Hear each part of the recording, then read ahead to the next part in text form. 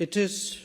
a great privilege to join you all today for the official inauguration of the Embassy of the Republic of Honduras in New Delhi.